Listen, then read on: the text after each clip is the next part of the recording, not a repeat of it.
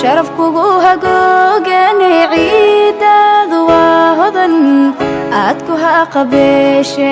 waa haleeladiino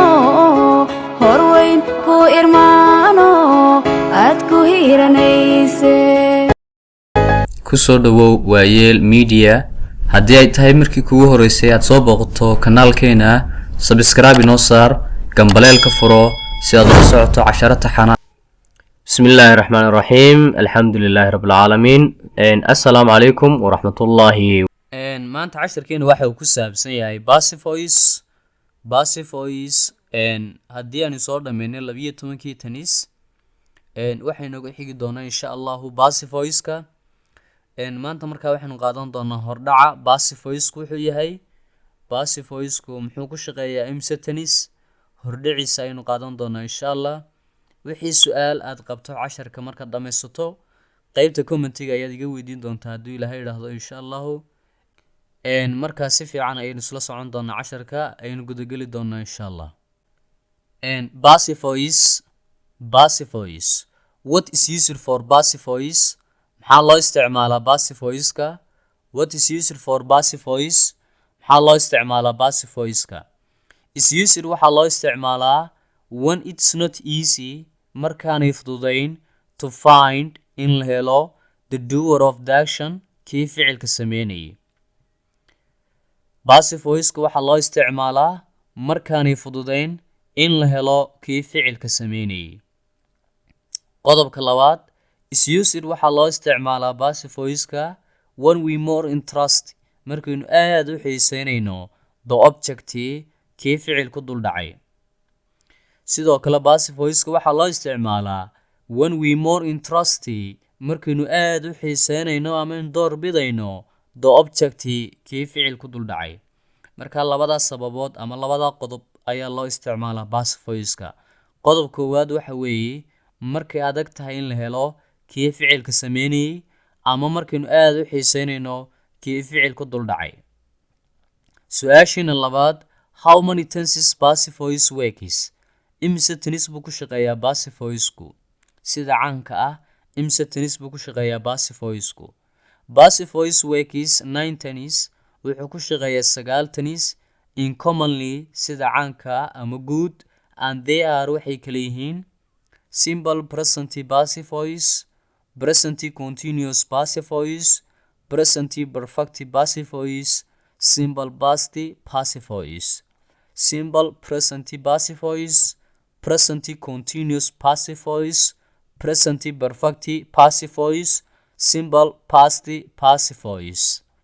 past continuous passive voice past perfect passive voice simple future passive voice future continuous passive voice future perfect passive voice past continuous passive voice past perfect passive voice simple future passive voice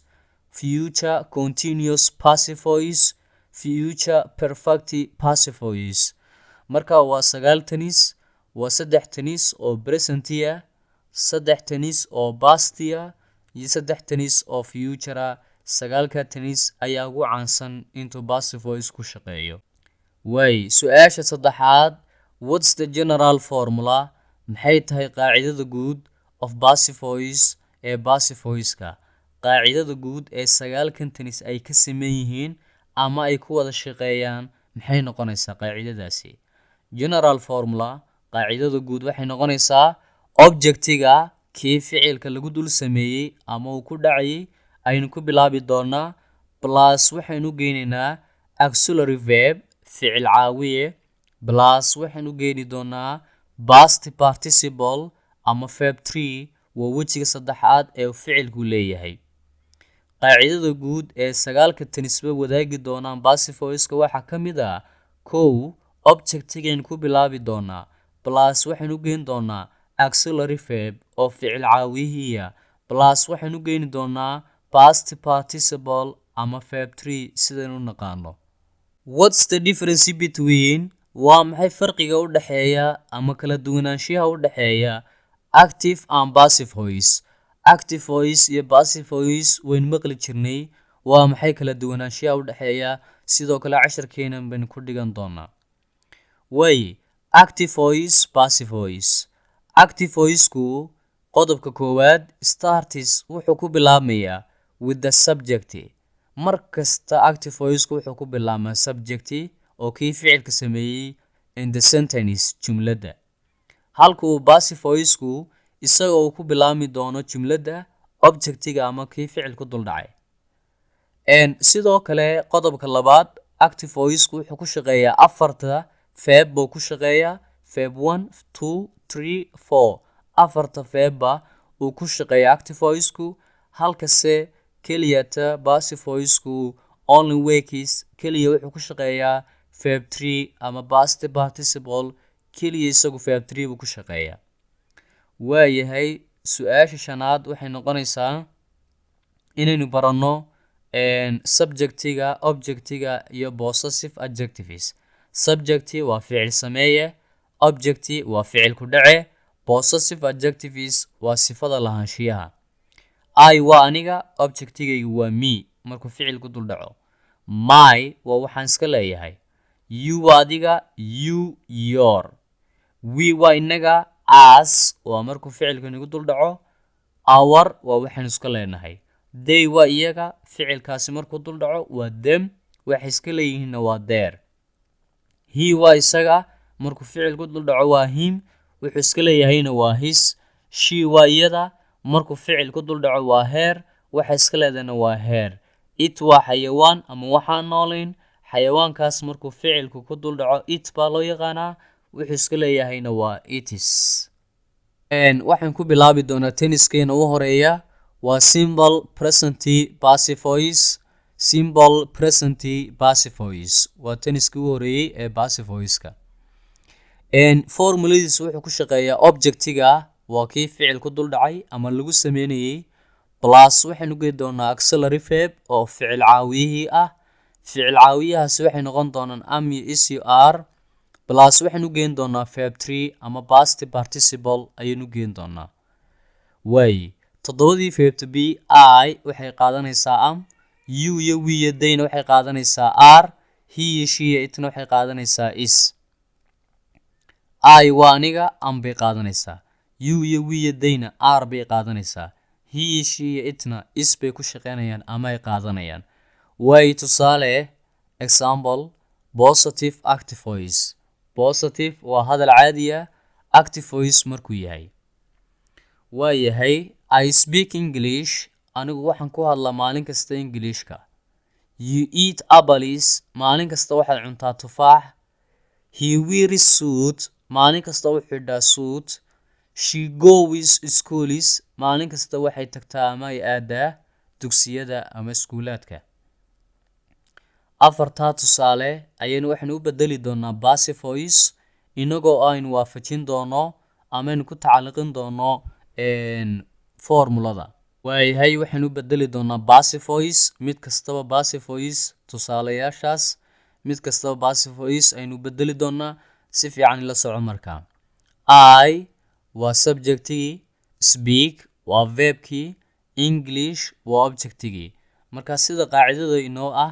waxaynu soo qaadan doonaa objectiga plus auxiliary verbka plus verb 3 baynu qaadan doonaa waayahay I speak English objectiga inoo soo qaad oo Englisha waynu soo qaadanay auxiliary verbka am iyo is iyo are maxaynu ku darnaa English is baynu ku daraynaa sababtoo ah English waa singular okay verbkan speak verb 3 inooga dhig waa spoken English is spoken ingiriisda waa lagu hadlaa yaa ku hadla ma garanayno haddaynu qaadano by waa inay objectiga kan qaadanaa by me English waa lagu hadlaa by me aniga ayaa ku hadla tusaalaha labaad you eat apples waxaad cuntaa tufaaxyada waaye formulada ayaynu iswaafajin doonaa waxaan soo qaadan doonaa apples oo objecti ah am iyo is iyo are waxaynu ku daraynaa are verbkan eat verb 3 ka dhig oo waa eaten apples are eaten tufaaxyada waa la cunaa by haddaynu isticmaalno you objectigeeda raadi oo waa you sayn kusoo dhiganay tusaalaha saddexaad he wears suit wuxuu xidhaa suudka isagu maalin kasta u xidhaa suud waaye objectigeena inoo soo qaad oo suit ah waan soo qaadanay am iyo cr waxaan ku dari doonaa is oo waa singular suit keliya wear verb 3 ka dhig oo waa worn ayay noqonaysaa suit is worn suitka waa la xidhaa cidda xidhata ma garanayno laakiin haddaynu raacino by he ka dhig objectigeeda waa him by him isaga ayaa xidhaa oo waa la garanaya way tusaalaha xiga ee u dambeeya she goes schools waxay aadaa ama ay tagtaa iskuulaadka ama dugsiyada objectiga inoo soo qaad schools waan soo qaadanay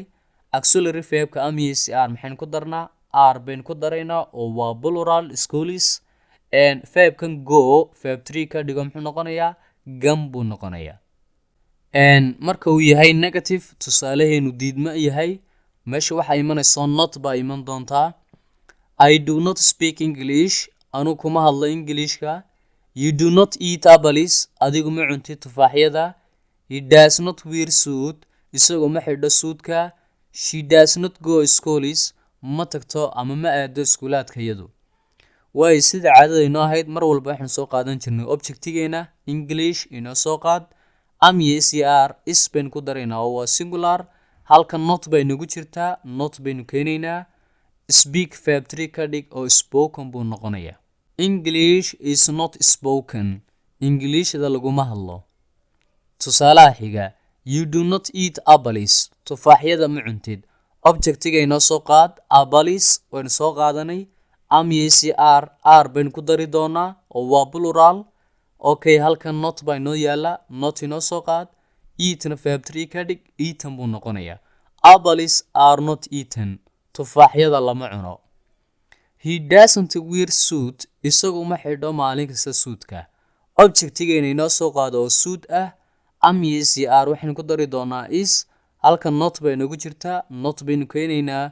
wearna verb 3 ka dhig oo worn buu noqonayaa she does not go schools ma aado ama ma tagto iskuulaadka iyadu ama dugsiyada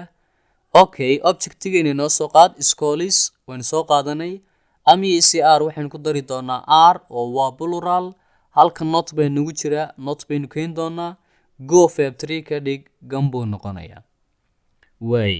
marka uu yahay question tusaalaheenu ama su'aal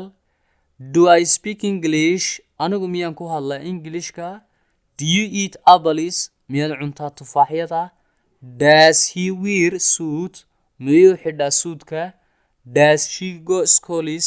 miyay tagtaa iskuulaadka ama dugsiyada question markaynu u bedelayno waxaynu eegi doonaa laba midkood oo way ka duwan tahay positive-ka iyo negative-ka waxaynu eegi doonaa objectigeena waa laba mid ima uu noqdo singular oo is baynu ka horeysiinaynaa ama ima uu noqdo plural objectigeenu oo r baynu ka horeysiinaynaa waad ila fahantay baan filaya halkaa way hadda English weeyaan objectigeenu singular iyo plural wuxuu yahay waa singular waa iska caddahay is baynu ka horeysiinaynaa markaa is English ingiriisida spoken miyaa lagu hadlaa Englishka way halkan waxaan ku haysanaa apples tufaaxyo ma plural ba mise waa singular waa plural waa iska caddahay marka maxaynu ka horeysiin doonaa r oo waa jamac are apples eaten tufaaxyada miyaa la cunaa waayahay halkan suit baynu ku haysanaa waa singular iyo plural muxuu kala yahay waa singular oo is baynu ka horeysiinaynaa is suit worn suudka miyaa la xidhaa waayahay tusaalaheena u dambeeya schools baa halka inoo yaala dugsiyadii ah waayahay maxaynu ka horeysiin doonaa talow schools ma singular baa mise waa plural waa plural oo r baynu ka horeysiinaynaa are schools iskuulaadka gan miyaa la tagaa halkaas bay noogu dhammaaday tenniskeena ugu horeeyey waad la socon doontaa qaybta xiga ama tenniskeena xiga haddii ilaahay idhaahdo qaybta passive voice-ka wixii su'aalaad qabto amaad hayso waxaad iga weydiin doontaa qaybta commentiga insha allah haddii ilaahay idhaahdo ood ku mahadsan tahay videogan fadla waxaan ka odhan lahaa like garee asxaabtaada la sii share garee aad baad u mahadsan tahay casharada dambe ee ku xiga qaybta passive voice-ka waad la socon doontaa aad baad ugu mahadsan tahay sidaad ula socotay casharkan fadlan casharka ka daba tag oo ku celceli su'aala waad weydiin kartaa.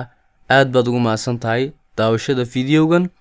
la soco casharada taxanaha aan soo gelin doono kanaalkeena. mahadsan tahay daawashada iyo dhageysiga fiidiyogan. haddii fiidiyowga cajabiyo like noo saar, dhiirigelin bay noo tahay.